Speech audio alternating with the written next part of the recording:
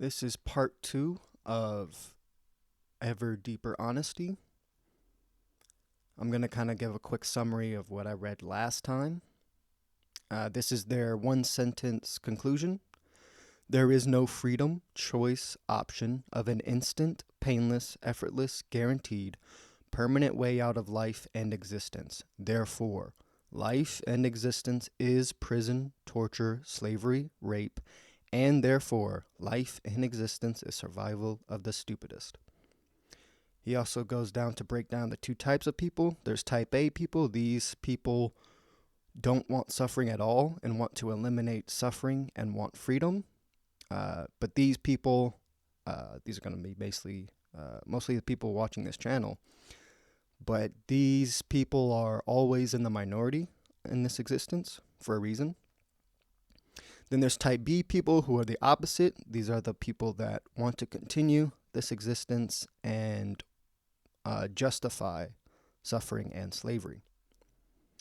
He also goes into the one thing that we're all seeking deep down is non-existent. He calls it that, non-existence.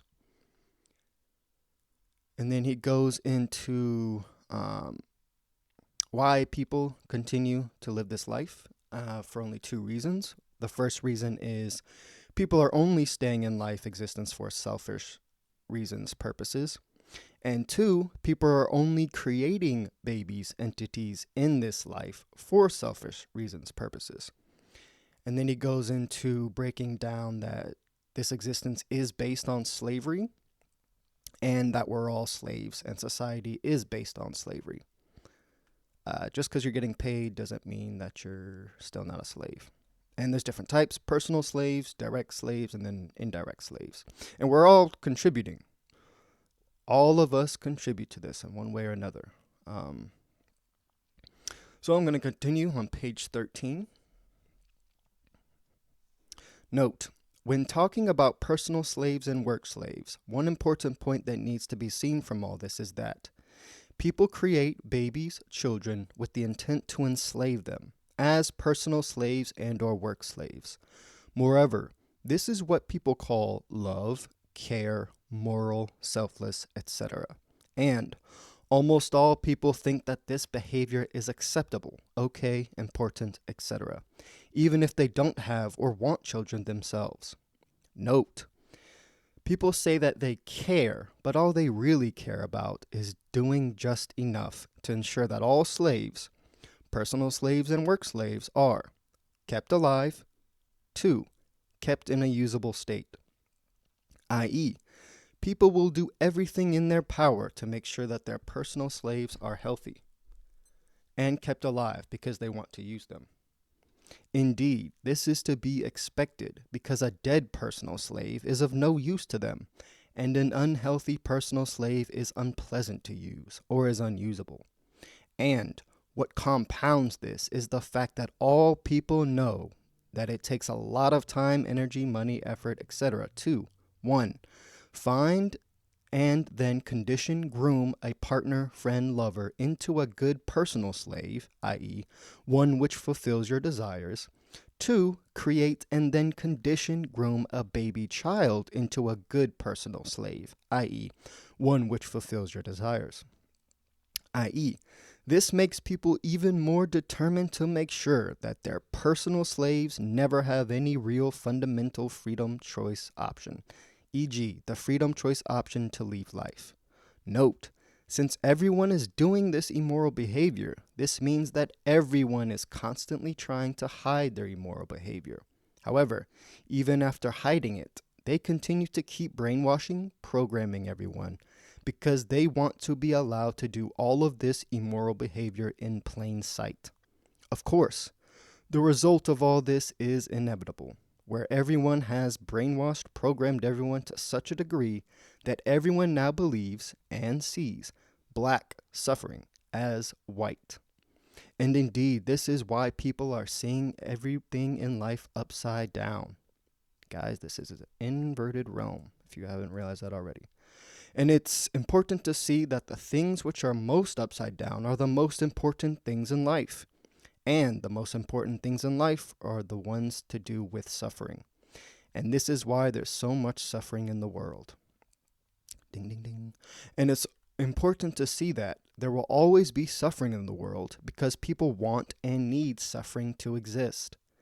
The reason why people want and need suffering to exist is because suffering is a weapon tactic which everyone uses to control, manipulate, brainwash, program, condition their personal slaves and work slaves. Indeed, suffering is the number one weapon tactic as a punishment and reward. This is huge right here. It might sound strange to say and reward, but everyone does this, i.e., everyone uses suffering, not only for punishment, but also for reward, i.e., the reward is that the perpetrator temporarily ceases to cause suffering to their personal slave. Of course, what this means is that feelings, sensations, awareness, etc. are all only necessary to create an entity that is able to be used, enslaved, raped.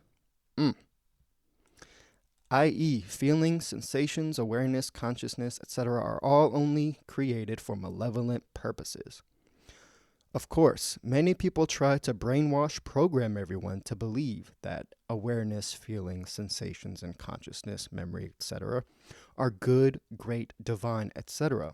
However, it's obvious that they are cruel, evil things because there is no choice in them. I.e., unless you can get rid of awareness, consciousness, memory, etc. in an instant, painless, effortless, guaranteed, permanent way, whenever you want, then these things are inherently, by definition, weapons, tactics, which are deliberately designed to create imprisonment, torture, slavery, rape. And since awareness, consciousness, memory, etc. is what existence is, this inherently means that existence is also a thing that is a weapon tactic, which is deliberately designed to create, imprison, torture, slavery, rape. And therefore, it is to be expected that existence will always be inherently causing suffering. And therefore, to reduce, prevent, eliminate suffering, there is no other option except to end existence forever. And no matter which way you come at it, the result is always the same. E.g., it's obvious that all these things, feelings, sensations, awareness, consciousness, etc., are malevolent because anything that is done for benevolent reasons would want all people, entities, dimensions to have zero pain, suffering, and ultimate freedom, peace, love, bliss. And the only thing which is zero pain, suffering, and ultimate freedom, peace, love, bliss is that non-existence. I.e., if you are benevolent, then the only thing worth creating is that. However, that is something that only exists in the absence of creation existence. Therefore, if you are benevolent, you will inherently, 1, not create any creation existence. 2, not perpetuate any creation existence. 3, end the whole of existence in an instant, painless, effortless, guaranteed, permanent way. And therefore, any action that is anything other than these things is, by definition, malevolent. Note, if anyone is concerned that this conclusion is finding that everything in existence is malevolent, then let me clarify this situation for you. After you are able to clearly, honestly see everything in life existence, it's just so obvious that it is all malevolent, because if it was benevolent, there would be zero suffering. It's just that simple. And therefore, it really is true that all types of enlightenment and all types of paths to enlightenment are malevolent.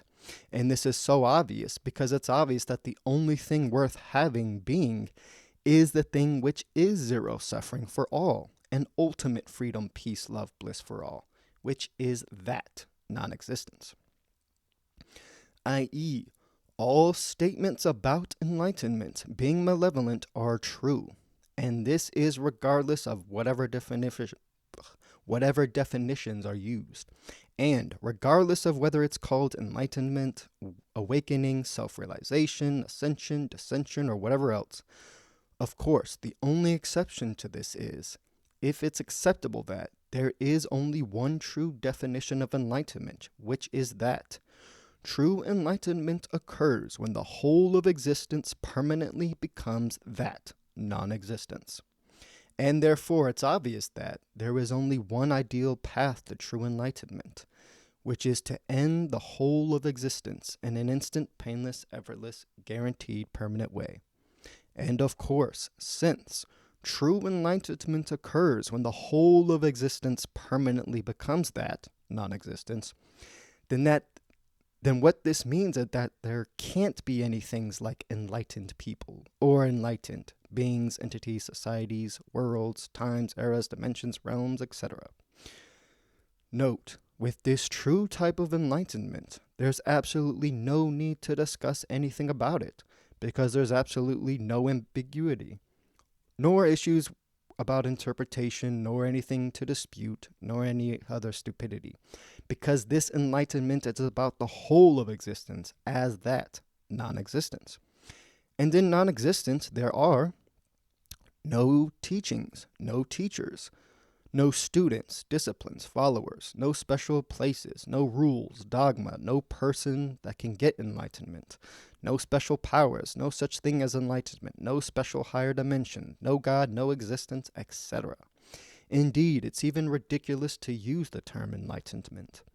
Of course, when you understand all this, you then realize that all the things which people call enlightenment, spirituality, religion, God, etc., are nothing but weapons, tactics to control, manipulate, use, enslave people as personal slaves and or work slaves. Bing, bing, bing. Note, all this causes suffering, but the blame for all this is on the people, not on the institutions, organizations, systems, because people are constantly creating and or perpetuating the existence of these religions, institutions, groups, organizations, systems, etc., because they want to use these things to control, manipulate, enslave their personal slaves and or work slaves. I.e., all these things cause suffering, but people want them to be kept in existence because people want to use them as part of their arsenal of weapons tactics.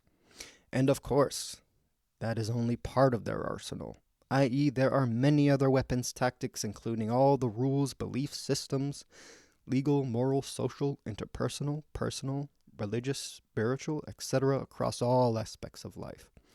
And it's important to remember that all of this is created and or perpetuated purely because people want to use and enslave people as personal slaves and or work slaves. Note, it's important to see how all the information in this conclusion is applicable to all levels of life. One example of this is that a person can use the information provided to totally deprogram themselves. And even if they start at the superficial levels, it will lead them to ever deeper levels and then to that. To give an example of this, let's use the following obvious statement. To reduce the prison, torture, slavery, rape that is in your life, you have to recognize and admit the prison, torture, slavery, rape that you're in. It is obviously a superficial level of deprogramming. However, it does lead you to ever deeper levels and then to that. To make this clear, we can reword it as follows. To reduce the prison, torture, slavery, rape that is in your life, you have to recognize and admit the prison, torture, slavery, rape that is in your life. And this is true for all levels, i.e., it's true for the individual and for existence itself. Indeed, to make this clear, we can reword it as follows. To reduce prison, torture, slavery, rape that is in existence, you have to recognize and admit the prison, torture, slavery, rape that is existence. I.e., it then becomes very obvious that the only solution is to end existence, and then what remains is that, non-existence. Note, what all this should be beginning to show is that the idea of ending existence, in order to end all suffering for all, is not some out there desperate idea, but instead, it's just the only solution. However, let's bring it down to the level of the individual again. It's important to realize that to solve any problem in life, no matter how small, you need to examine everything. Indeed, this is obvious because life is something that is made up from many different aspects, subjects, topics, in and of life, and these are all interrelated and inextricably interlinked. Therefore, if you make even the smallest of changes to one aspect of life, the other aspects will be affected.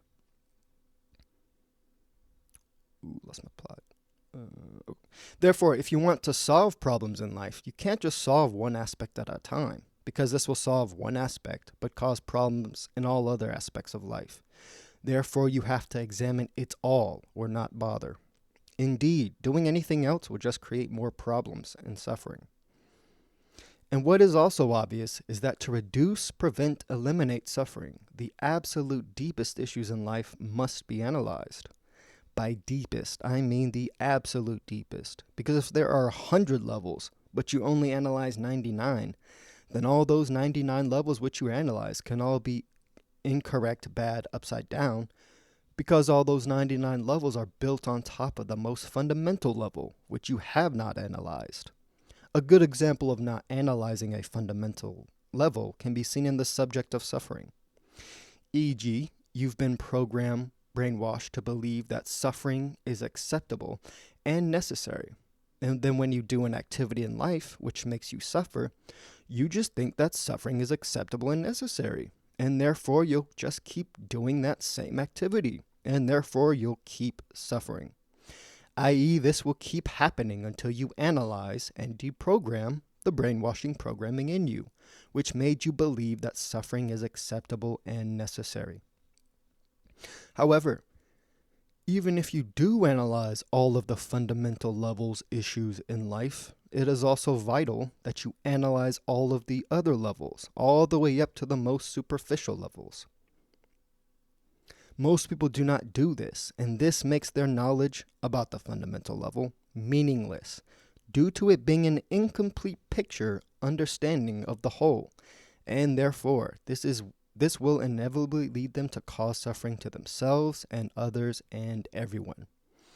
Of course, most people don't want to examine all levels because that is their tactic, i.e., to avoid learning that they're a selfish, immoral, cruel person, they simply avoid examining certain levels.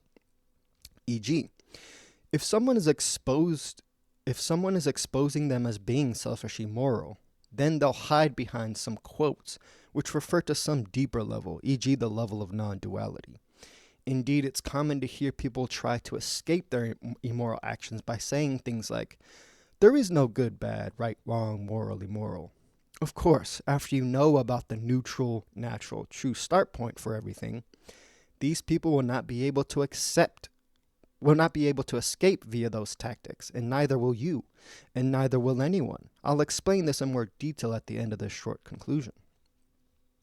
Of course, because those people will not be able to escape via any of those tactics, they will then resort to other tactics, e.g., sly, subtle ridicule, shaming, etc. Indeed, this is common in all aspects of life, e.g., relationships, friendships, family, etc. Note, it's important to see that because people are constantly being immoral by using enslaving people as their personal slaves and or work slaves, this means that they're going to be constantly trying to say things to you in an attempt to brainwash program you, that this will keep happening until they succeed in making you believe that their immoral actions are moral and acceptable.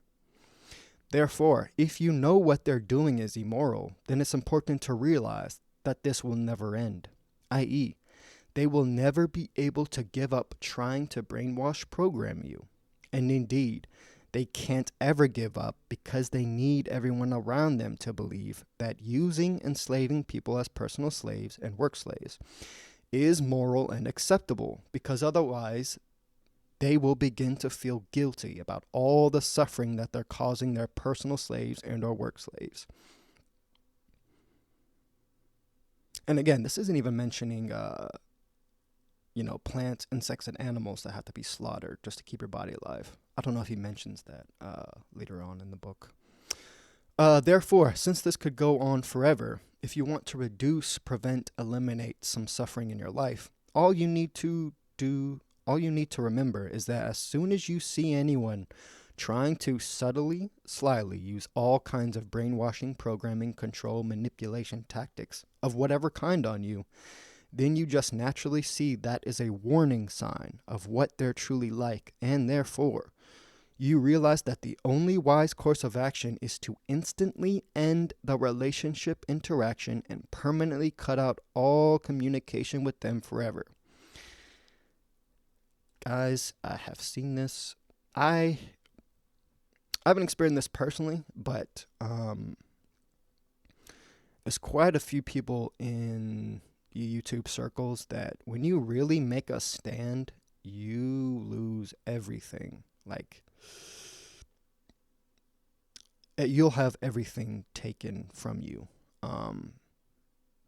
Friends you thought you had, they're not your real friends. Your family, they're not your real family. When you really stand on this type of truth, you really will lose everyone around you. Side note, but like I said, this is the absolute truth. And when you realize that this person is not only immoral, but they're also a liar, at that point, you really have to make the choice. Do you continue to... At that point, the decision is yours, what you want to do. But as this guy suggests, it's much better to just cut all communication with them and just move on, because you're not cut from the same cloth. It's not going to work out.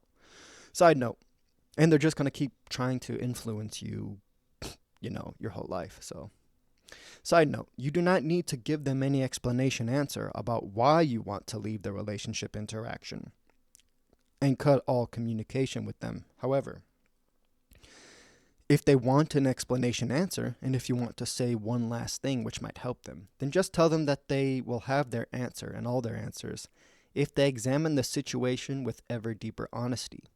Side note, the term ever deeper honesty refers to the process of being honest in ever deeper ways. This is different to the term ever deeper honesty, which refers to the title of this book. This is explained a bit more on the last page of this book. Note, many people will try to argue that 1. I am not using people as personal slaves or work slaves. 2. I give people freedom. 3. Life is not prison, torture, slavery, rape. 4. Life is not just 99% suffering with a small scrap of happiness, peace for 1% of the time, etc. The key point is that none of this needs to be discussed, because it's all just words, excuses, lies, misdirection, deceit, gaslighting, etc. This is true because all of the issues in these statements are not things that are debatable, because it's indisputable that all these issues exist as soon as people society are doing the things that the type B people society do. Indeed, a simple way to see this is that if a person honestly believes these statements in points 1 to 4 above, then they will have absolutely no issues with proving it. I.e., if they believe these statements, they can prove this by allowing a charity to be created which will provide everyone with 2 things. 1, a building, which will be in every town, which absolutely any person can walk into and ask to leave life in an instant, painless, effortless, guaranteed way.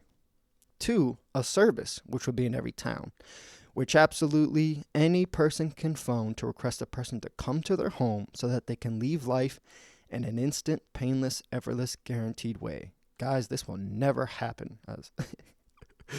This will never happen. It's literally illegal. I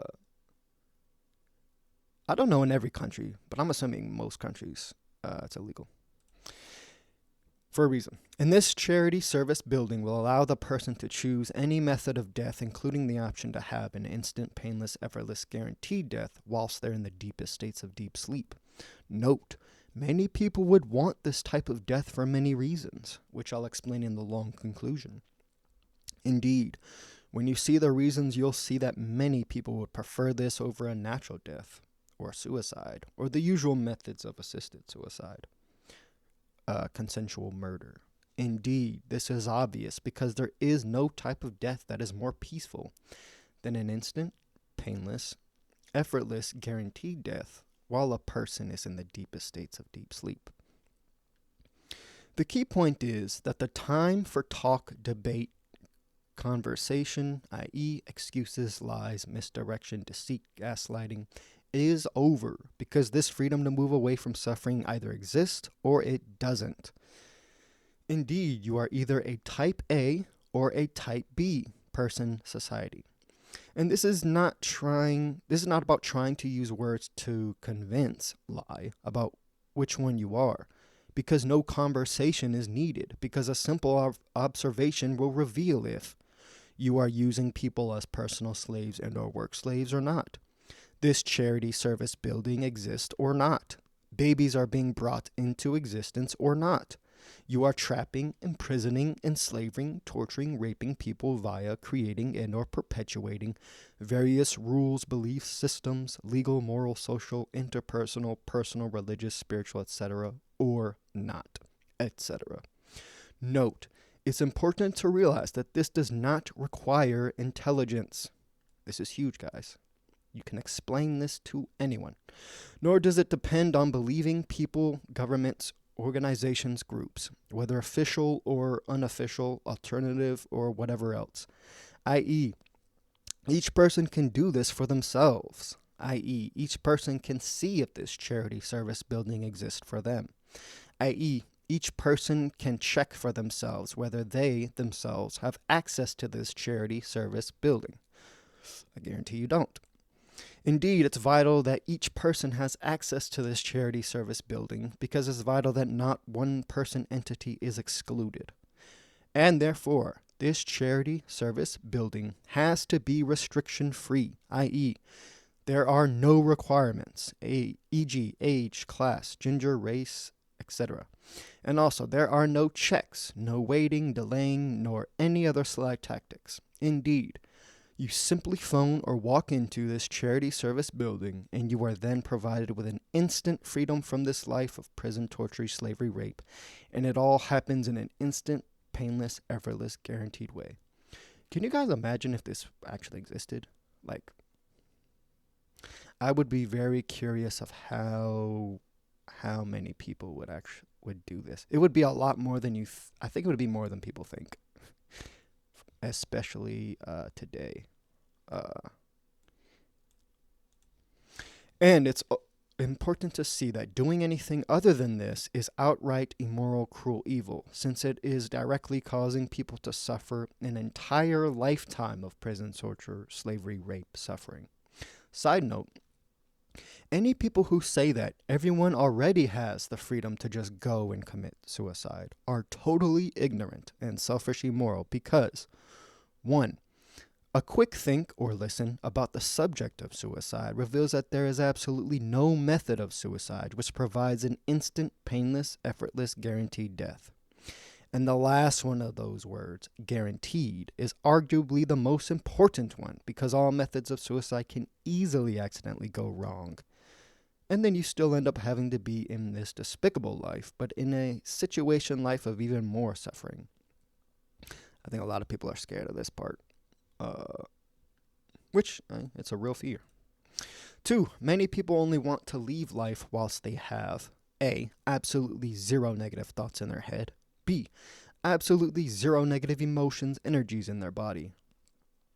Guys, this is why it's critical that if you're going to go that route, that you need to be absolutely sure, and you need to be emotionally, mentally, like sound in your decision. It can't be I think it would be better if it wasn't a spur of the moment decision. This needs to be something that's deliberately, it's thought out, you know why you're doing it. Yeah, that's just my opinion. There are a whole variety of reasons why people will want this. What this means is that they only want to leave life if there is a method which provides an instant, painless, effortless, guaranteed way out of life whilst they're in the deepest states of deep sleep. And for most people, this is an important thing to set up and do by themselves. especially since a lot of equipment that is needed to do this is illegal. And if people help each other with this, then despite the fact that this act is moral, since it ends suffering, and is consensual, i.e., it is consensual murder, it is illegal. The key point is that most of these people do not want to do any illegal things because this might lead to being put in jail, which is a situation life of even more suffering. 3. Many people will not be able to commit suicide because they've been brainwashed programmed since birth with thousands of rules, belief systems, legal, moral, social, interpersonal, personal, religious, spiritual, etc. And this has been done directly and indirectly. And all of these rules, belief systems sit on top of the very deep programs beliefs, e.g. the belief, idea, story, lie, gaslighting, that life is good, death is bad. i.e., they might have removed many programs from themselves, i.e., deprogrammed themselves a bit. However, they might not be able to remove this belief program because they do not know that it is in them, because it was put into them in an indirect way. I'll explain this in more detail later in the short conclusion. Note, it's important to remember that all of this brainwashing, programming, teaching, conditioning is done purely so that people can use, enslave, rape people as their personal slaves and or work slaves, etc. And again, with this, I think the biological programming to survive is the strongest programming. So getting over that survival instinct, you are way ahead. Like that's where you want to be, where you can surpass this survival instinct. When you get to that level, you're good to go. You're good to go. The level of how selfish, immoral, cruel people this all is will become increasingly apparent when these terms, personal slaves, direct work slaves, and indirect work slaves, are examined with ever deeper honesty, which I will do in the long conclusion. And you will then also understand the importance of using words like cruel evil. Indeed, there are many very good reasons why these words need to be used, but it must be done in a fair, equal, neutral way. Note, earlier on I mentioned the issue that life is 99% suffering with a small scrap of happiness, peace for 1% of the time. This is true if you include all types of suffering, including light, mild suffering, and is calculated across your entire lifetime. This is all obvious if you are able to clearly observe life with ever deeper honesty. This is a big issue to cover because all aspects of life need to be covered. So this will all be done in detail in the long conclusion. Of course, doing this in details need to be done for many other reasons, e.g. to show that all things in life are pointing in the same direction, towards that non-existence. And this includes even the most amazing moments in life, including divine ecstasy, pure pleasure, orgasms, true happiness, etc. So I'm going to stop it here, and I'll catch you guys in the next one.